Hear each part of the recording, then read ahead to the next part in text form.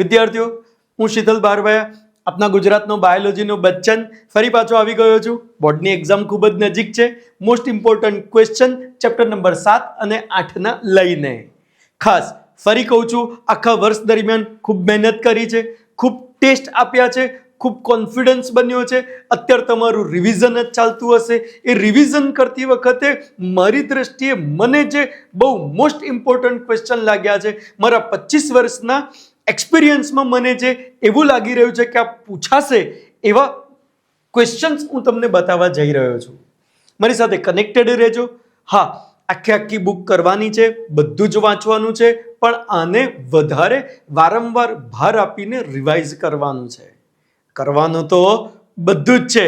જો કોઈ એવું કહી દેતું હોય કે આ જ આવશે તો એ વાત બિલકુલ ખોટી છે. તમને ઉલ્લુ બનાવવાની છે. એમાં બિલકુલ આપણે પડવાનું જ નથી. ઓકે, ચલો વિદ્યાર્થીઓ જઈએ છીએ ચેપ્ટર નંબર 7 માનવ સ્વાસ્થ્ય અને રોગો.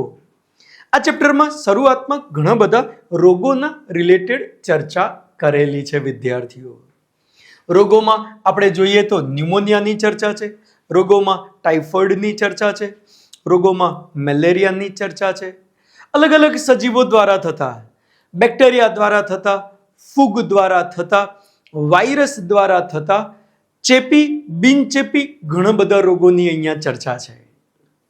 ત્યાર પછી આ રોગો સામે આપણું શરીર કેવી રીતે લડે છે, આપણને રોગ પ્રતિકારકતા કોણ આપે છે, એ જન્મજાત એ ઉપાર્જિત કેવી રીતે કેળવાય છે, એ બધી ચર્ચાઓ પણ આ ચેપ્ટરમાં કરેલી છે. ચેપ્ટરનો ટાઇટલ જ એ છે ભાઈ, સ્વાસ્થ્ય અને રોગો. ઘણી બધી ડાયગ્નોસિસ સિસ્ટમની ચર્ચા કરી છે કે રોગનું નિદાન કેવી રીતે કરવું, રોગની સારવાર કેવી રીતે કરવું, રોગથી બચીને કેવી રીતે રહેવું. આ બધી ચર્ચા આ ચેપ્ટરમાં કરેલી છે. ચેપ્ટર જીવનને સ્વસ્થ બનાવવા માટેનું છે. આપણને બોર્ડમાં માર્ક તો આપશે જ, પણ એ લાઈફ ટાઈમ કામ લાગે એવું ચેપ્ટર પણ છે. બીજું, એકલું તન સારું રહે એવું નહીં, મન પણ સારું રહેવું ખૂબ જ જરૂરી છે. વિદ્યાર્થીઓ, પાછળના ભાગમાં ઘણી બધી બંધાણીઓના રિલેટેડ ચર્ચા કરેલી છે, ઘણા બધા વ્યસનોના રિલેટેડ ચર્ચા કરેલી છે. એ વ્યસનોથી કેવી રીતે બચવું, કેવી રીતે એ વ્યસનો દૂર કરવા, એ બધી ચર્ચાઓ લીધેલી છે. એ બધું જ તમારે વાંચવાનું છે.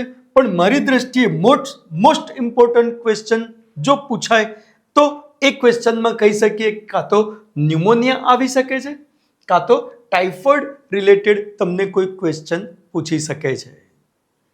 એન્ટીબોડીની આણ્વિક રચનાની આકૃતિ પણ આપેલી છે અને એના રિલેટેડ પણ 2 આલ્ફા શૃંખલાના, ખાસ કરીને 2 લાંબી શૃંખલા અને 2 ટૂંકી શૃંખલાઓના રિલેટેડ જે ચર્ચા કરેલી છે, એન્ટીજન બાઇન્ડિંગ સાઇટના રિલેટેડ જે ચર્ચા કરેલી છે, એ પણ આમાં મોસ્ટ ઇમ્પોર્ટન્ટ છે, પૂછાવાની શક્યતા વધારે છે.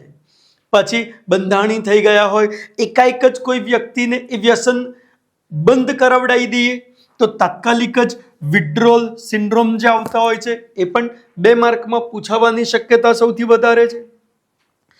વળી એમાં સ્ટીરોઇડ્સ જો પુરુષો લેતા હોય, સ્ત્રીઓ લેતા હોય, તો સ્ટીરોઇડની અસર, આડઅસર કઈ થાય, એ પણ બહુ સારી રીતે રિપ્રેઝન્ટ કરેલું છે. વારંવાર પૂછાતો ક્વેશ્ચન છે, આવવાની શક્યતા સૌથી વધારે છે.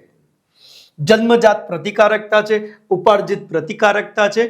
લાંબા ક્વેશ્ચનમાં 2માંથી એક ક્વેશ્ચન ઓલ્ટરનેટ યર પૂછાતો જ હોય છે, તો એ ધ્યાન આપી દેજો જરા.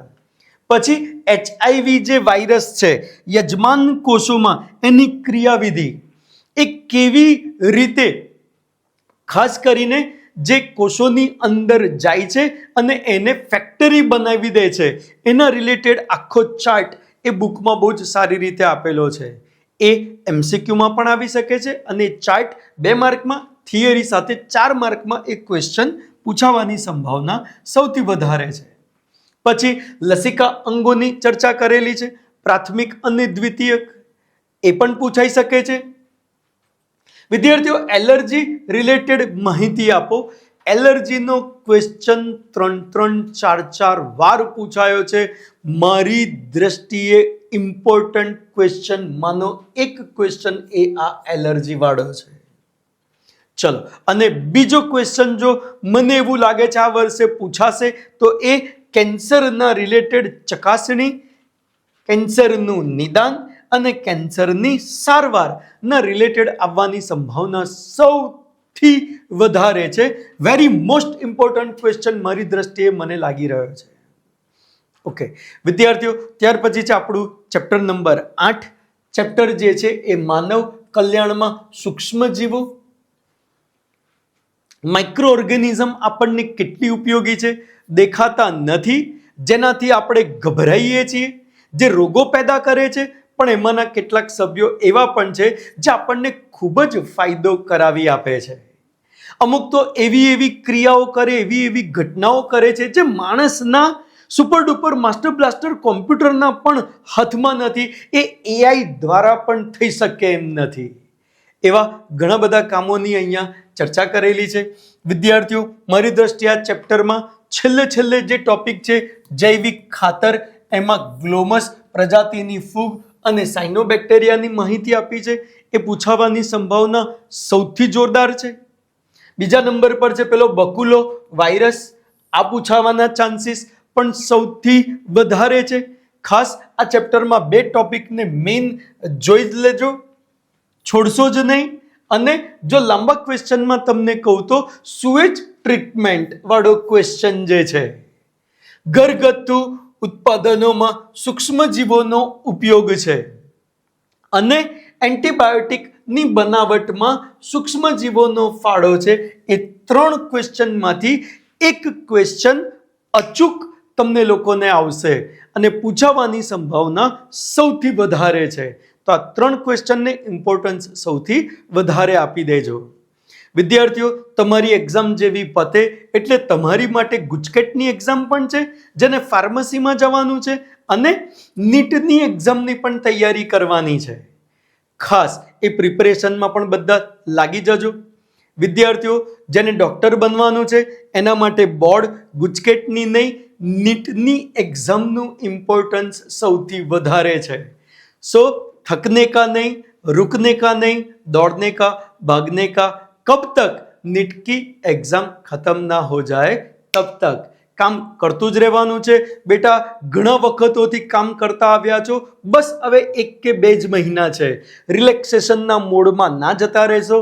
એક્ઝામ પતે ને સીધા તૈયાર થઈ જજો, કામ જોરદાર ચાલુ કરી દેજો. હા, નીટના રિલેટેડ કોઈને ક્રેશ કોર્સમાં જોડાવવું હોય તો અમારી ઇન્સ્ટિટ્યૂટ છે, ઇન્સ્ટિટ્યૂટ ઓફ સાયન્સ, અમારી સ્કૂલ છે SSV2 વિદ્યાલય. તમે ત્યાં આવી શકો છો અને કોર્સને જોઈન્ટ કરી શકો છો. ઓકે, ચલો ફરી મળીએ. ત્યાં સુધી બધાને મારા નમસ્તે, શીતલ બારવાયાના સલામ. જય હિન્દ, ફિર મિલતે હૈ બેટા.